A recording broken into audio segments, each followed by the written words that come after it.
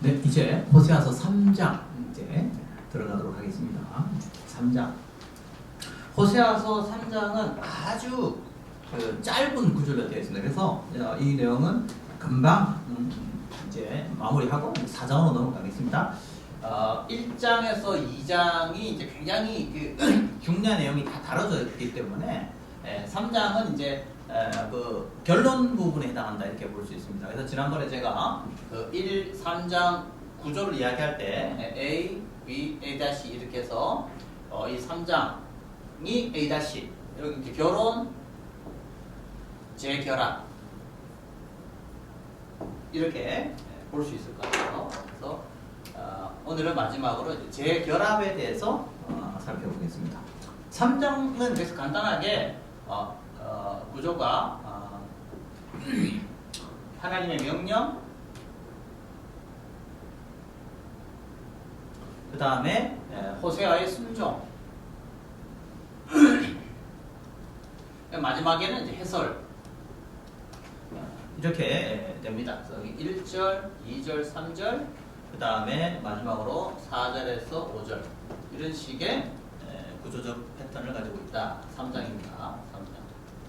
그러면 먼저 하나님의 명령에 대해서 우리가 보겠습니다. 같이 읽어보겠습니다. 3장 1절. 여호와께서 내게 이르시되 이스라엘 자손이 다른 신을 섬기고 검포도 과자를 즐길지라도 여호와가 그들을 사랑하나니 너는 또 가서 타인의 사랑을 받아 음녀가 된 그 여자를 사랑하라.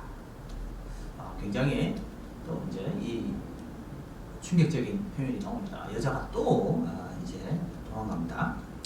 지난번에 제가 말씀드린 것처럼 여기 나오는 여자와 앞에 나오는 고매를 다른 여자로 보는 것보다는 동일한 여자로 보는 것이 좋겠다. 그리고 한 사건에 대한 다른 표현이 아니고 사건의 연속으로 보는 것이 좋겠다 하는 게 제 입장이라는 것을 서른 시간에 말씀을 드렸습니다. 그래서 이제 여기에 이제 이스라엘 자손이 우상 숭배하는 것과 또 호세아가 여자를 사랑하는 것이 서로 이렇게 병행을 이루고 있다는 것은 호세아의 그 사랑이 하나님과 이스라엘의 사랑이라는 것을 다시 한번 분명히 설명해주고 있습니다. 그래서 제가 그 지난번 서론에서 호세아의 결혼이 그것이 일종의 상징행위였다. 분명히 제가 이거 말씀드렸죠. 한번 복습합니다. 상징행위, 상징행위, symbolic act 혹은 sign act라고 합니다. sign act. 이것은 실제적인 행동이다. 근데 실제적인 행동이 어떤 하나의 상징적 의미를 가진다. 그래서 호세아의 이 결혼이라는 것은 하나님의 사랑, 이스라엘을 향한 하나님의 사랑을 강조해주고 있다는 게 오늘 3장 1절에서도 분명하게 드러나고 있다라는 것을 제가 말씀을 드리고 있습니다. 자, 그런데 여기서 이제 호세아가 이제 이 검포도 떡을 언급하고 있죠. 다른 신을 섬기고 검포도 과자를 즐기시다. 이 검포도가 뭐냐? 아마도 우상을 섬길 때 사용했던 제물로 그렇게 생각합니다. 그래서 검포도 떡을 즐기는 것과 이방 신을 섬기는 것이 패러를 병행을 이루고 있기 때문에 적어도 신을 숭배할 때 아마 이 검포도가 그 우상에게 바치는 그런 음식인 것으로 그렇게 볼 수가 있겠습니다. 자, 그런데 여기서 그러면 그렇게 우상을 숭배하는 그 이스라엘 백성을 향한 하나님의 마음은 어떠하냐? 여기서 중요한 히브리어가 나옵니다. 바로 여기서 히브리어로 아주 중요한 단어 아하브라는 히브리어가 나옵니다. 이 아하브가 뭐냐면 사랑하다라는 뜻이에요. 사랑하다. 자, 여기서 하나님께서 누구를 사랑합니까? 여인이 그냥 남편에게 계속 순종하고 사랑하고 잘하니까 사랑합니까? 아니면 떠났는데도 사랑합니까? 다른 애인을 사랑하고 소위 말해서 다른 신을 섬김에도 불구하고 사랑한다는 거예요. 이게 이제 하나님의 사랑이죠. 그래서 하나님의 사랑과 인간의 사랑은 다릅니다.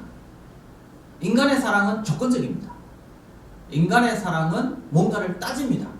인간의 사랑은 어떤 대가를 바라야만 주는 것입니다. 그런데 하나님의 사랑은 어떤 사랑이냐? 대가와 상관없는 사랑입니다. 조건이 없는 사랑입니다. 그래서 하나님의 사랑에는 왜라는 질문이 필요 없습니다. 왜 사랑하느냐? 이렇게 다른 애인을 따라가는데 왜 사랑하느냐? 라는 질문이 필요 없습니다. 왜냐하면 하나님의 사랑은 대가에 의한, 조건에 의한 사랑이 아니기 때문에 그저 하나님은 사랑할 뿐입니다.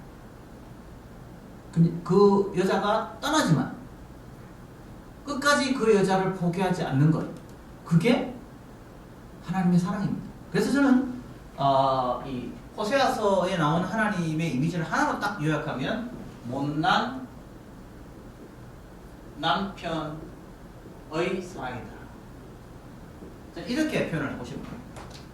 부인은 계속 바람을 피는데 남편은 이 바람핀 여인을 잊지를 못하는 거예요. 계속 따라가는 거예요. 그리고 돌아오라고 계속 요구하는 거예요. 돌아오라. 왜? 왜 그러냐? 이런 질문을 필요로 하지 않는 거죠, 하나님. 왜? 그 자체로 사랑하기 때문에. 떠났지만 사랑하기 때문에. 그래서 이 사랑은 인간이 할 수 있는 사랑이 아닙니다. 왜냐하면 우리 인간의 사랑은 언제나 제한적이고 조건적이기 때문에 그렇습니다. 그리고 이 사랑의 하이라이트, 클라이막스가 바로 예수 그리스도입니다. 그리스도께서 온전히 자기를 다 내어버림으로써 사랑을 하죠. 그래서 우리가 하나님을 만날 때, 우리가 하나님을 사랑한다 할 때는 어떤 사랑이냐? 자격 없음에도 불구하고, 도무지 그 사랑을 받을 자격이 없음에도 불구하고 우리에게 주신 그 사랑을 깨닫고 아는 자만이 그 사랑을 받아야만 또 그 사랑을 할 수가 있습니다. 그래서 성경에서 말하는 하나님은 사랑이다 할 때 그 사랑은 어떤 사랑입니까? 온전한 sacrifice, 희생과 내어줌. 어떤 대가를 바라보고 내어주는 것이 아니라 조건 없는 희생. 그게 바로 그리스도의 사랑이죠. 그래서 그 사랑을 아는 자만이 또 그 사랑을 또 실행할 수 있습니다. 물론 성령님의 감동으로 가능하겠죠. 그래서 우리가 종종 결혼의 전제 조건이 뭐냐라고 했을 때 최근에 그 어떤 요즘은 이제 포스트 모던의 영향을 받으니까 제가 좀 충격적인 어떤 그런 그 이야기를 들었습니다. 소위 말하는 기독교 어떤 그 청년 운동 하시는 분이긴 한데요. 청년들하고 이렇게 질문을 받는데 그 사람이 상대가 청년이 이제 고민이 상대가 예수를 믿지 않는데 그래도 그 사람을 사랑하고 결혼되느냐 그러니까 그분이 하는 이야기가 사랑하면 된다는 거예요. 사랑하면 된다. 그러면 하나님을 믿지 않아도 괜찮으냐? 두 사람이 사랑하면 된다는 거예요. 굉장히 충격을 받았습니다. 왜냐? 하나님의 사랑을 모르는 사랑이 과연 온전한 사랑일 수 있겠느냐? 그 인간의 사랑이라는 것은 결국 한계를 가질 수밖에 없거든. 그래서 결혼의 전제 조건으로서의 사랑이라고 이야기할 때 그건 인간의 사랑이 아니고 하나님의 사랑이 그 두 사람의 삶의 중심에 있어야만 그 사랑에 전제한 인간의 사랑이어야만 되는 거죠. 좀 어렵습니까? 좀 쉽게 말하면 그리스도의 사랑을 아는 사람들이 만나야 그 사랑의 근거에서 온전한 사랑을 이루어갈 수 있다는 걸 제가 말씀을 드리는 겁니다. 그런데 그 사랑을 전제하지 않는 인간의 사랑으로 결혼하는 것이 과연 온전한 사랑을 이룰 수 있을까? 저는 개인적으로 동의하기 어렵습니다. 그래서 오늘 성경에 나타나는 바로 이 사랑은 어떤 사랑이냐? 아합의 사랑은 하나님의 사랑입니다. 그 하나님의 사랑이 예수 그리스도의 십자가의 사랑을 통해서 절정으로 이르게 됩니다. 자, 그러면 우리 너무 이렇게 좀 길어졌기 때문에 빨리 넘어가겠습니다. 2절 3절 읽겠습니다. 시작. 내가 은 15개와 보리 한 호멜 반으로 나를 위하여 그를 사고 그에게 이르기를 너는 많은 날 동안 나와 함께 지내고 음행하지 말라. 다른 남자를 따르지 말라. 나도 내게 그리하리라 하였노라. 이제 호세아는 자신을 떠난 고멜을 데려오라는 하나님의 명령 앞에 순종을 합니다. 근데 어려움이 있습니다. 왜냐하면 이 여자가 이미 다른 남자와 관계를 가지고 있기 때문입니다. 여기서 음부가 되었다 그랬습니다. 음행한 여자가 되었습니다. 그러면 그 여자를 데려오려면 어떻게 해야 되느냐? 값을 지불해야 됩니다. 값을. 왜냐하면 이 남자가 이 여인에게 뭔가를 많이 해줬기 때문에 이 여자를 다시 데려오려면 이 남자에게 뭔가를 지불을 해야 돼요. 자, 그래서 그 값이 뭡니까? 그 여인의 애인에게 지불해야 할 값이 은 15개와 보리 한 호멜 반이다. 그렇죠. 그래서 여러분 알다시피 뭐 은이라는 것이 그 당시에는 굉장히 가치 있는 그런 보석이었기 때문에 사실 적은 금액이 아닙니다. 어떤 분들은 적은 금액이라는데 적은 금액이 아닙니다. 예를 들면 출애굽기 21장 32절에 보면은 한 종의 몸값, 한 종의 몸값이 은 30세겔이라고 되어 있습니다. 그래서 이 오늘 나오는 은 15개, 은 15세겔이 적은 금액이 아닙니다. 그래서 본문에서는 상당한 값을 지불했을 것이다 라고 보는 것이 저는 맞다고 생각합니다. 그래서 호세아는 어쨌든 이 값을 지불하고 그녀를 다시 데려옵니다. 자, 그런데 중요한 건 여기 있어요. 데려온 다음에 어떻게 하죠? 이제 이렇게 표현됩니다. 많은 날 동안, 여기가 이제 우리 핵심 포인트입니다. 많은 날 동안 나와 함께 지내고 음행하지 말고 다른 남자를 따르지 말라. 많은 날 동안을 이제 다른 누구를 만나지 못하는 거예요. 많은 날 동안. 그래서 이제 고멜은 한동안 호세아와 지내야 되는데 호세아는 어떻게 하느냐? 이 여인이 홀로 설 수 있도록 도와줍니다. 그래서 고독한 시간을 가지게 만듭니다. 그게 이제 4, 5절에 나오는데요. 4, 5절을 같이 읽어보겠습니다.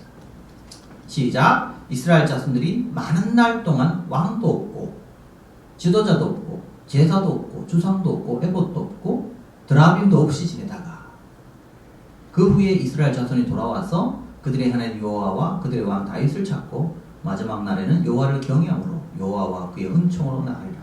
그래서 이제 4, 5절이 어찌 보면요, 호세아서 전체의 핵심 주제를 다루고 있다 해도 과언이 아닙니다. 여기에 중요한 단어가 있죠. 어떤 단어가 있습니까? 여기 보면 아주 중요한 단어. 그 후에 이스라엘 자손이 어떻게 해요? 돌아오다. 그죠?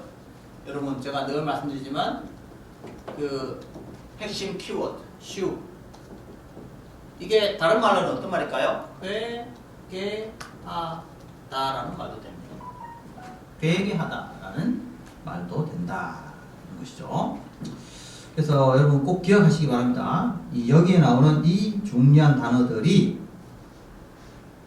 호세아서뿐만 아니고 사실은 전 12선지서의 또 핵심 키워드도 됩니다.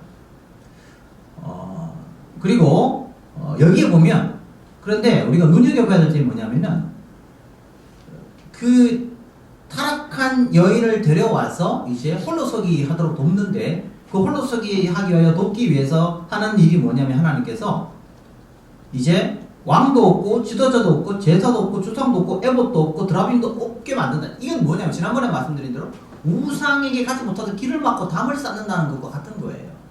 격리시켜버리는 겁니다. 홀로. 그러면 여러분 이게 어떤 게 딱 눈에 들어옵니까? 이런 상황. 가장 대표적인 게 바로 포로 생활이죠. 포로 생활 기간 동안 왕도 없죠? 지도자도 없죠? 제사도 지낼 수도 없어요? 주상도 없고 에봇도 없고 드라움도 없는 거예요. 완전히 격리되어 버려요.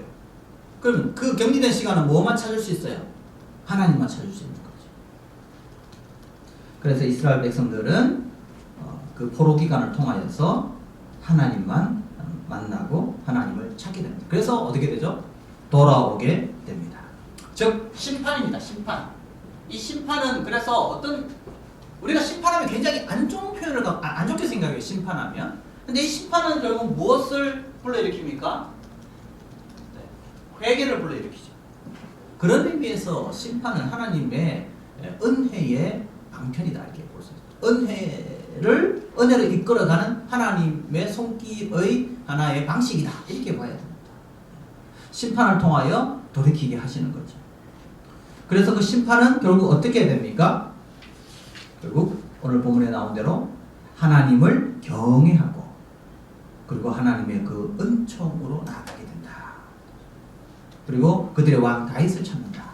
결국 이 다윗은 그들이 기다리는 그 다윗은 결국 누구를 통해서 오느냐? 예수 그리스도를 통해서 성취된다고 보아야 합니다. 그래서 이 호세아서 1, 2, 3장의 결국 결론은 무엇으로 마칩니까? 회개를 통하여 새로운 다윗을 찾고 그러므로 다시 온전한 회복에 이르게 된다 하는 것이 바로 3장의 핵심이다. 그리고 1장에서 3장의 이 결론이 결국은 또 뭐의 결론이 될까요? 호세아서 전체의 그 결론이 된다 이렇게 볼 수가 있겠습니다. 자, 그럼 여기까지 우리가 3장까지 했고요. 이제 4장으로 넘어가도록 하겠습니다. 4장. 호세아 4장.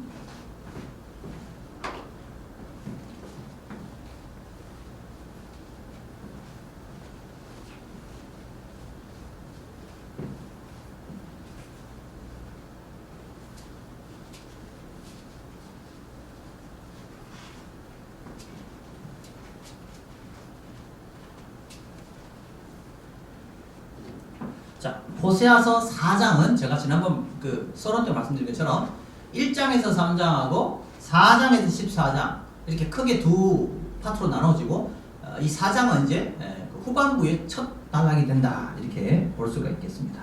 그리고 여기에 중요한 단어가 뭐라고 그랬죠? 리브라는 히브리어다. 리브, 그죠? 예, 제가 지난번에 한번 설명해 드렸습니다. 이 리브라는 단어는 논쟁하다, 혹은 좀 정확하게 말하면 소송하다, 그죠? 소송하다. 법적 소송을 제기하다 이렇게 제가 설명할 수 있다 그랬습니다. 자, 그러면 이스라엘 자손들아 여호와의 말씀을 들으라 1절에 그렇게 시작하는데 그 구조를 먼저 설명해 드릴게요. 4장의 구조. 4장의 구조는 이런 교차 대구를 이루고 있다. 1절에서 3절은 이스라엘 백성을 향한 고소.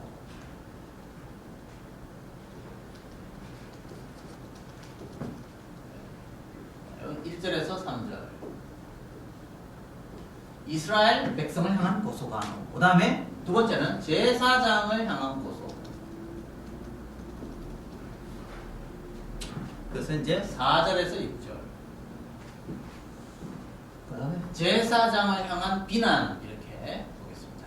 그래서 제사장을 향하여 계속해서 공격하는 표현이 나오고, 그 다음에 또 이스라엘을 향한 비난 이렇게 보겠습니다.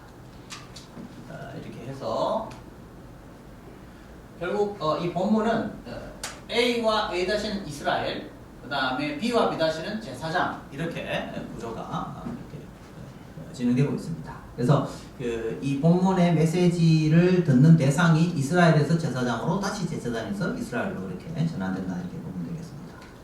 그러면 이제 1절을 보면 이렇게 돼 있죠. 이스라엘 자손들아 여호와의 말씀을 들으라 했으니까 당연히 이 듣는 대상이 이스라엘 백성들이다 라고 볼 수 있겠죠. 그러면서 여호와께서 이 땅 주민과 논쟁하신다 그렇게 되어 있습니다. 자, 그러면 왜 그럼 이 논쟁을 하느냐? 그게 바로 2절에 나와 있습니다. 2절에 한번 같이 읽어보겠습니다. 2절 시작. 이 땅에는 진실도 없고 인애도 없고 하나님을 아는 지식도 없고 오직 저주와 속임과 살인과 도둑질과 가늠뿐이요 포악하여 피가 피를 뒤이음이라 이렇게 되어 있습니다. 자, 소송의 원인이 세 가지로 나옵니다. 그죠? 네. 왜 지금 법적으로 문제 제기를 하고 있는가? 호세아가 지금 이스라엘 백성들에게는 세 가지가 있습니다. 세 가지. 세 가지의 문제가 있습니다. 첫 번째 문제는 무엇입니까? 진실이 없다. 두 번째는 뭐가 없죠?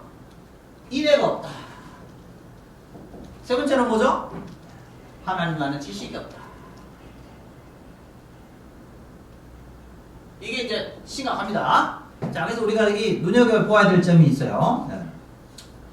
여기서 인애는 진실은 여러분 알다시피 제가 말한 대로 이 에메트라고 이것도 하나님의 속성 가운데 하나입니다. 진리, 진실 이런 거죠. 특히 이 단어는 정직성하고 많이 관련이 있습니다. 정직성. 그럼 정직성 반대는 뭡니까? 속임이죠. 그러니까 진실이 없다라는 말은 뭐냐면 사람들이 속인다라는 말. 그래서 여러분 그 2절에 보니까 진실도 없고 인애도 없고 하나님 지식도 없고 오직 저주와 속임과 살인과 도둑질이라고 했을 때 이 속임이라는 단어가 사실 진실과 반대의 뜻이기 때문에 본 문맥 속에서 충분히 그렇게 진실의 의미를 이해할 수 있을 것이다. 그 다음에 여러분 그 헤세드는 여기 인애, 그죠? 헤세드라고 하죠. 헤세드, 그죠? 네. 헤세드라고 하는데 이거요. 이 헤세드라는 말은 뭘 의미하느냐면 우리가 보통 이제 헤세드라는 단어가 굉장히 다양하게 번역이 돼요. 뭐 어떤 때는 자비, 그죠? 뭐 주의 인자, 주의 인자는 뭐 크고 뭐 이런 뜻으로도 쓰기도 하고, 그다음에 사랑, 뭐 많이 쓰이는데요. 근데 이제 그 조심해야 되는 게 헤세드라는 단어는 반드시 무엇이 전제된 거냐 하면 언약입니다. 언약적 관계. 그래서 이 헤세드라는 단어는 하나님과 언약적 관계 안에서 이해돼야 되기 때문에 하나님과 언약적 관계가 배제된 사랑, 자비, 인애 이런 데에서는 헤세드라는 용어를 쓰면 안 됩니다.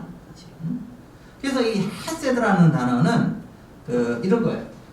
언약적 관계 때문에 그것에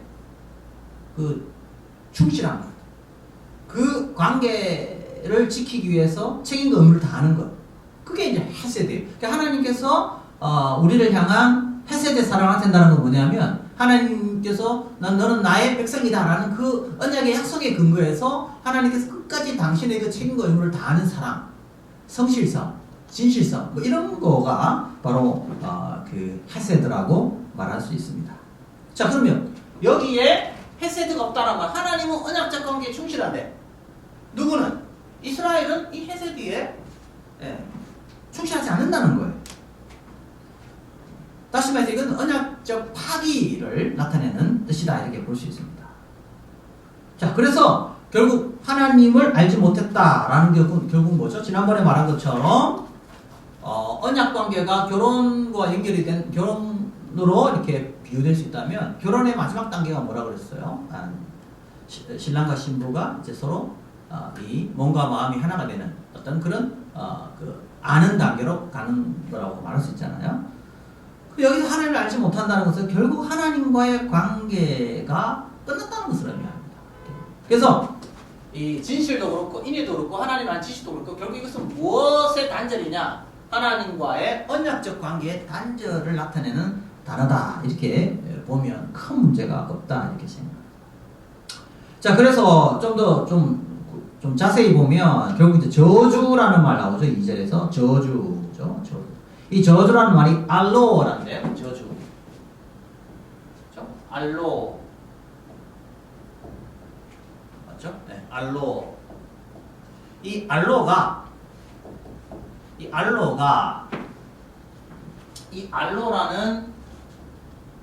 이 저주라는 단어는 사실은 이것도 뭐와 관련이 있냐면은 예를 들면 그 십계명에 보면 하나님의 이름을 망령되게 부른 자는 죄 없다 하지 아니하리니 할 때 여기에 보면 이런 표현이 있습니다. 이 맹세라는 뜻, 맹세라는 뜻, 그러니까 거짓 맹세를 하지 말라 할 때 그 맹세라는 말에 이 알로라는 말이 쓰이고 있기 때문에 여기서 말하는 저주라는 말은 이스라엘 백성들이 거짓으로 하면서 상대방을 비난하고 정지하는 어떤 그런 행동을 나타낸다고 볼 수 있습니다. 그러니까 이것도 역시 거짓과 맞물려 있다. 이렇게 볼 수 있습니다. 아까 말한 속임하고도 같이 볼 수 있습니다. 자, 그래서 두 번째 제약인 속임, 그죠? 가해시도 역시 마찬가지고 속이는 행동, 살인, 도둑질, 간음 이런 것들이 이제 이것들이 구체적으로 행동으로 나타나는 것이죠. 이게 포악하다라고 번역된 히브리어가 파라주의 동사 파라주인데 이게 이제 포악하다.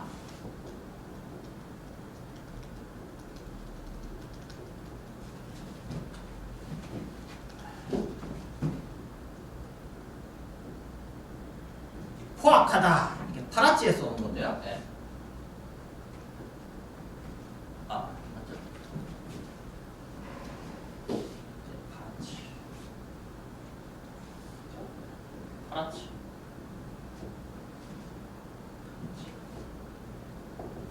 파라츠라는 파라츠. 이게 포악하다 뜻입니다. 포악하다. 이게 동사 원래 뜻은 뭐냐면요. 이게 이제 두 가지 뜻이 있습니다. 네, 터져 나오다, 혹은 깨트리다 이런 뜻이 있습니다. 그래서 뭐 계명을 어기다 뭐 이런 뜻도 있고 뭐 NIV나 킹제임스 버전 성경감들이 여러 개가 있지만은 제가 볼 때는 이게 넘쳐나다, 터져 나오다 뭐 이런 게 더 맞는 것 같아요. 그러니까 이제 여기 보면 뭐 이렇게 돼 있잖아요. 본문에 보면 피가 피를 뒤음이라 포악해서 이게 너무 많아가지고 나중에 이게 터져 나오는, 분출해 나오는 어떤 그런 의미로서 파라추가 여기서 쓰여지고 있다 이렇게 볼 수 있습니다. 이것은 그 당시의 백성들의 어떤 죄악의 상황이 얼마나 심각했는가라는 것을 이 히브리 단어가 잘 설명해주고 있어요. 3절 한번 보겠습니다. 3절 시작. 그러므로 이 땅이 슬퍼하며 거기 사는 자와 들짐승과 공중에 나는 새가 다 쇠잔할 것이요 바다의 고기도 없어지리라. 지난번에 우리 그 2장에서 우리가 뭘 살펴보았습니까? 이스라엘 백성의 언약적 회복은 또 무엇의 회복과 연결된다고 그랬죠? 자연 세계의 회복과 연결된다는 걸 제가 많이 강조했습니다. 자, 그럼 반대로 이스라엘 백성들의 타락은 또 뭐와 연결될까요? 자연 세계의 또 고통과 맞물려 있다 이렇게 볼 수 있겠습니다. 그래서 그 아담의 타락으로 창조 세계의 어떤 그 고통이 나타나듯이 인류의 재앙으로 또 여러분 홍수의 심판이 임했지 않습니까? 그래서 이 이스라엘 백성들의 죄악은 또 뭐와 연결되느냐? 창조 세계에 대한 고통, 창조 세계가 결국 또 고통을 당하게 되는 이런 악순환의 어떤 그 상황이 나타나게 된다는 것을 또 3절에서 이야기해 줍니다. 그런 의미에서 여러분 호세아서는 굉장히 그 패러다임이 넓어요. 단순히 이스라엘 백성들의 삶과 그들의 죄악에만 보는 것이 아니고 그들의 죄가 어떻게 이웃세계 심지어 자연세계까지 영향을 미치느냐까지 다루어주기 때문에 호세아의 텍스트는 굉장히 패러다임이 넓다 하는 것을 제가 다시 한번 말씀을 드립니다. 자, 이제 4절 보겠습니다. 4절 같이 한번 읽어보겠습니다. 시작. 그러나 어떤 사람이든지 다투지도 말며 책망하지도 말라. 내 백성들이 제사장과 다투는 자처럼 되었음이니라. 자, 이제 본문은 이제 누구에게로 관심을 돌립니까? 백성에서 누구에게로? 제사장에게로 이제 관심을 돌리게 됩니다. 이 호세아서에서 가장 난해한 구절 중에 하나가 바로 오늘 본문에 나오는 바로 이 구절입니다. 4절입니다. 그래서 사실 이 호세아 4장 4절 가지고 사실 몇 시간을 강의를 해도 부족할 정도로 이 4장 4절에 대한 해석이 굉장히 다양하기 때문에 그러나 우리의 관심사는 본문에 대한 뭐 그런 본문 비평이라든지 그런 뭐 여러 학자들의 견해를 다 살펴가면서 장단점을 이렇게 살펴보는 그런 것은 우리의 이 강의의 1차적 목적이 아니고 이 강의의 1차적 목적은 이 본문에서 말하고자 하는 의미가 오늘 우리의 목회적 상황 혹은 우리의 신앙의 현장에서 어떻게 적용할 수 있을까에 대한 초점이기 때문에 그런 아주 전문적인 어떤 토론은 여기서 잠시 지양을 하고 4절, 5, 6, 7, 8절에서 저자가 정말 전달하고자 하는 핵심 메시지가 뭔가 거기에 초점을 두겠습니다.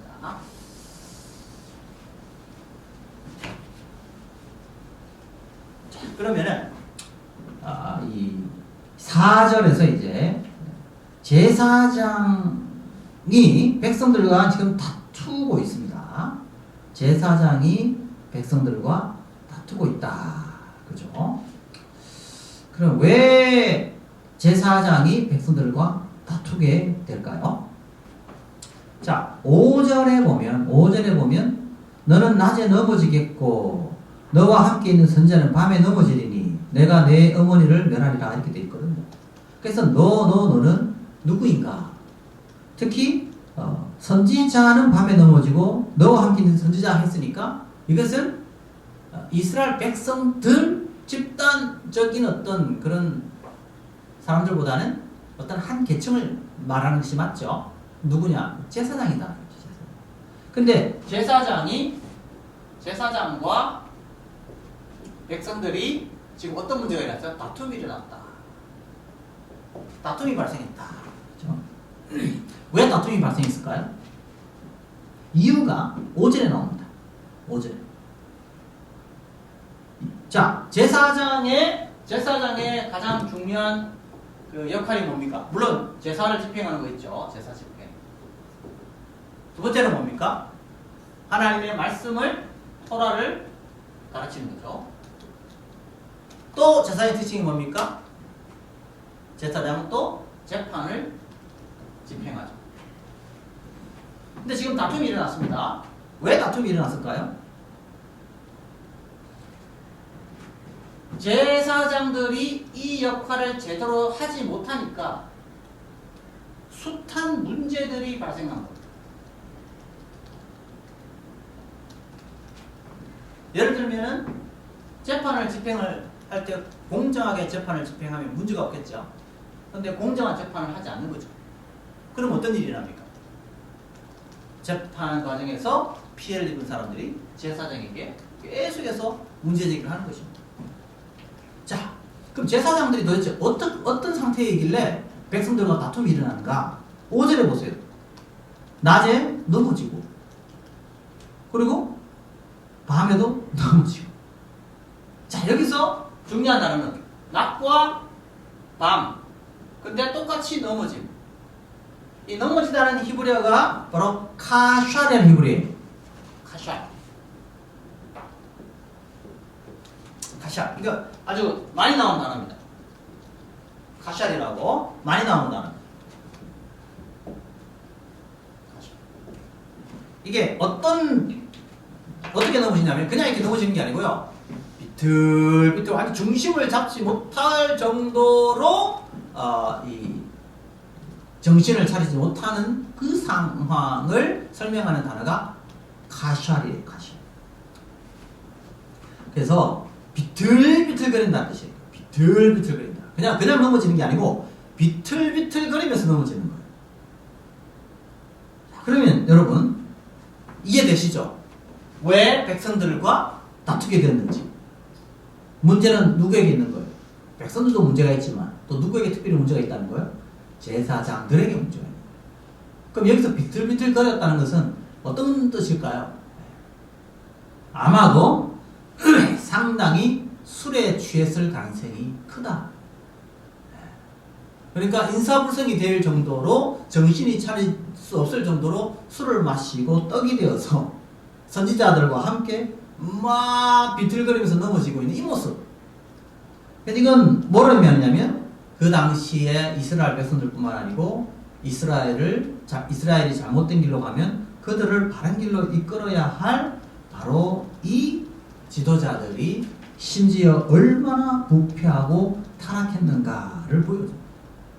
그래서 이 카샬이라는 것은 사실은 신체적인 어떤 그런 그 취함도 의미하지만 이것은 사실 그들의 영적인 현재의 상태를 보여주는 단어이기도 하다.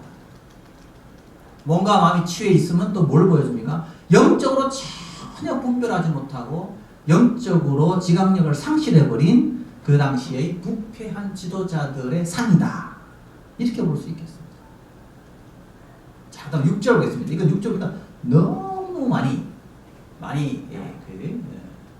우리가 암송하고 또 이 구절을 많이 이용하죠. 그런데 6절의 이 해석이 기존에 우리가 알고 있는 의미하고는 상당히 다르다 하는 것을 말씀을 드립니다. 물론 이 6절을 해석할 때 저의 해석이 절대적이다라고 저는 주장하고 싶지 않습니다. 저의 해석을 들어보시고 저의 해석이 설득력이 있다 그러면 수용하시면 되고 장세홍 교수 해석에 동의하지 아니하시면 여러분이 동의하지 않으셔도 좋습니다. 다시 말씀드리면 저의 해석이 100% 옳다라고 제가 주장하는 것은 아닙니다. 두 가지 해석이 다 열려 있는데 그러나 저는 저의 해석이 좀 더 설득력이 있다. 문맥의 관점에서 볼 때 이 호세아서 4장의 문맥에서 볼 때는 저의 해석이 더 저는 좀 옳다라는 생각을 가지고 있습니다. 왜 이런 이야기를 하냐면 되게 내 백성이 지식이 없으므로 망하는도다. 너가 지식을 버렸으니 나도 너를 버려. 이렇게 되어 있거든요. 여기서 너가 누구냐? 이 너는 백성이다. 이게 첫 번째 해석입니다. 첫 번째 해석은 하나님의 지식을 버려서 망한 사람은 백성이다. 일반 백성. 그래서 우리가 주로 내 백성이 지식이 없으므로 망하는도다. 우리가 하나님을 제대로 알지 못해서 우리가 망할 수 있다. 그래서 이걸 백성으로 적용을 많이 합니다. 근데 저는 두 번째 해석입니다. 이 너는 백성이 아니고 제사장이다. 백성이 지식이 없어 망하는 이유는 이 너가 누구냐? 제사장이라는 거예요. 제사장이 그 지식, 하나님의 말씀을 바르게 가르치고 전하지 못했다는 거예요. 이게 저는 두 번째 해석인데 저는 두 번째 해석이 맞다 이렇게 생각합니다. 그래서 두 번째 바로 나오죠. 나도 너를 버려 내 제사장이 되지 못하게 할 것이요. 그렇게 바로 문맥이 이렇게 설명하고 있지 않습니까? 내가 내 하나님의 율법을 잊었으니 나도 내 자녀들을 잊어버리라. 제사장들의 그 후손들도 더 이상 제사장으로서의 역할을 감당하지 못하게 하겠다. 그렇게 지금 하나님께서 심판의 메시지를 던지고 있는 거죠. 물론 어떤 분들은 여기서 너는 이스라엘 백성이고 너를 버려 내 제사장이 되지 못하게 하겠다 하는 말은 이스라엘이 제사장 나라로 부름을 받았기 때문에 제사장 나라로서의 사명을 감당하지 못하게 할 것이다 라고 이렇게 해석하시는 분이 계세요. 그건 너무 좀 이렇게 좀 확장시키는 것 같아요. 왜냐하면 이 문맥 속에서 볼 때는 분명히 이 너는 사실은 제사장으로 보는 것이 훨씬 더 문맥적으로 맞기 때문입니다. 그리고 이제 구절에 가보면 나중에 아시겠지만 장차는 백성이나 제사장이나 동일함이라 라는 그런 구절이 나오거든요. 이게 뭐냐면 이제 백성보다 나아야 할 제사장이 백성하고 똑같아졌다라는 이야기예요. 구절에 보면 더 명확하게 이 너라는 것이 제사장이라는 게 분명하게 드러나고 있습니다. 자, 그렇다면 이 6절이 함의하고 있는 그런 그 메시지는 뭐겠습니까? 왜 백성이 망하느냐? 왜 백성이 지식이 없어 망하느냐? 그것은 말씀을 맡은 지도자들이 그 책임을 다하지 못했기 때문이라는 거예요. 그렇기 때문에 우리가 내 백성이 지식이 없으므로 망하는도다라고 말할 때에는 책임이 어디에 있느냐면요, 지도자들이 있어요. 하나님의 말씀을 바르게 가르쳐야 될 지도자들이 그 책임을 방기했기 때문에 결과론적으로 백성들이 지식을 제대로 얻지 못하게 된다라는 겁니다. 그러므로 이 본문은 말씀을 가르치는 자들에게 잘 적용이 돼야 돼요. 구역 예배를 드리는 구역에서 말씀을 가르치는 구역 교사든지 주일학교 교사든지 심지어 교회에서 말씀을 가르치고 전하는 모든 지도자들에게 사실은 이 메시지가 다 똑같이 적용돼야 된다. 목사님들에게만 적용되는 게 아닙니다. 오늘날 우리는 이제 하나님의 말씀을 다 가르칠 수 있게 돼요. 제사장만 가르치는 게 아니에요. 누구나 다 하나님의 말씀을 가르칠 수 있어요. 물론 설교는 신학 수업을 하고 공적인 어떤 그 총회의 인준을 받은 그 사람만이 말씀을 전할 수 있게 되죠. 그건 목사로서의 그 책임과 의무죠. 그러나 성경을 가르치는 것은 단순히 목사만이 할 수 있는 건 아니잖아요. 당연히 교회에서 장로님들이나 집사님들도 다 말씀을 가르칠 수 있는 거죠. 교사도 가르칠 수 있는 거죠. 그런 의미에서 저는 개인적으로 오늘 6절에 나오는 이 말씀을 가르치는 모든 지도자들에게 저는 이 말씀이 똑같이 적용되어야 됩니다. 목사님들뿐만 아니고. 그러면 어떻게 돼요? 우리가 말씀을 가르칠 때 어떤 태도로 가져야 될까요?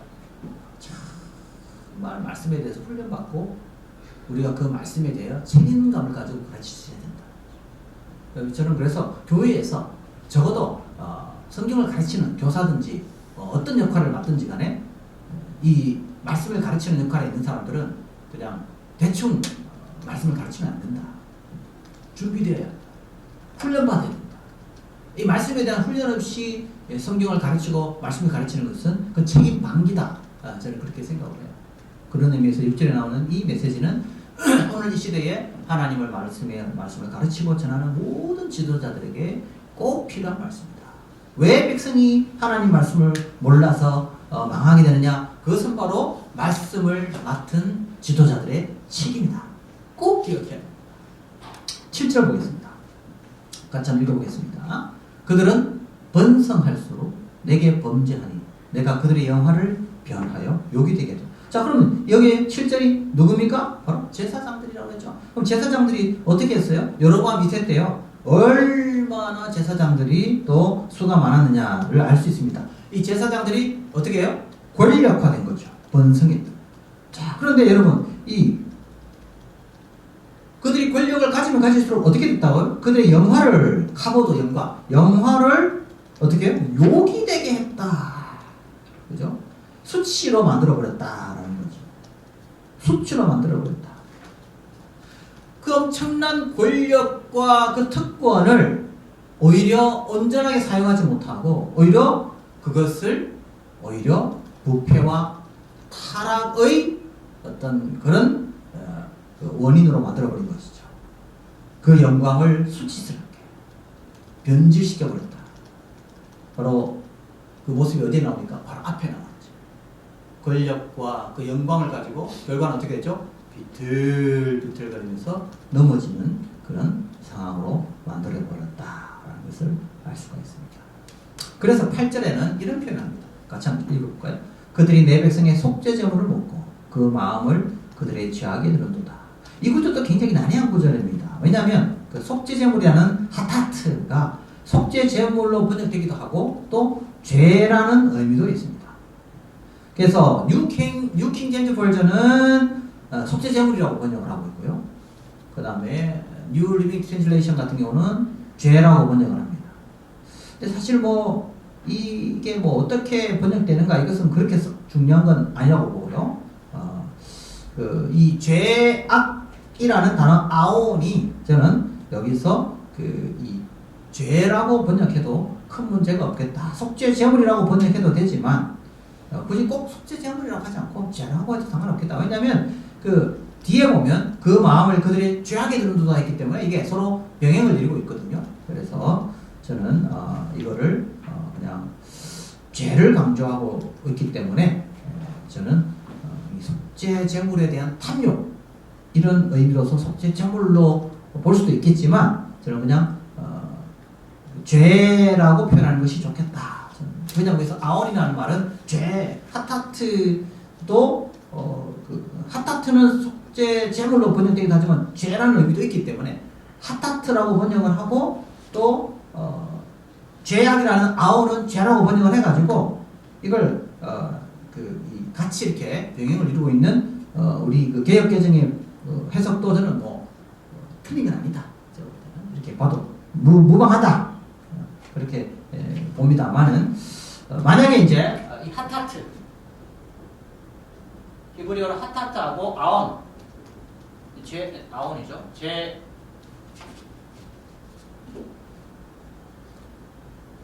같이 이제 병행을 이루고 있기 때문에 제가 볼 때는 그래서 저는 개인적으로 그냥 요 하타트를 죄라고 요 하타트가 속죄제물이라는 뜻도 되고 죄라는 뜻도 되기 때문에 번역할 때 하타트를 속죄제물이라고 번역하기보다는 그냥 죄라고 번역해도 나는 괜찮겠다라는 생각이 듭니다.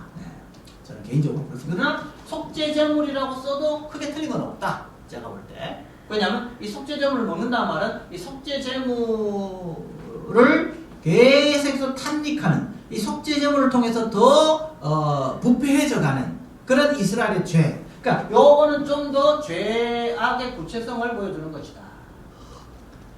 죄의 구체성. 속죄제물이라는 단어는 죄의 구체성을 드러내준다. 이렇게 해석해도 저는 큰 문제가 없겠다. 이렇게 생각합니다. 어쨌든 여기에 핵심은 어디에 있느냐 하면 제사장들이 계속해서 죄의 부패성에 빠져들어가고 있다. 이렇게 보면 큰 문제가 없습니다. 그래서 계속해서 지금 그 4장의 문맥은 누구의 문제에 계속 집중되어져 가고 있습니까? 제사장들의 부패와 타락에 집중해져 가고 있다. 이렇게 볼 수가 있겠습니다. 여기까지 하고 우리 다음 강의 계속 이어가도록 하겠습니다.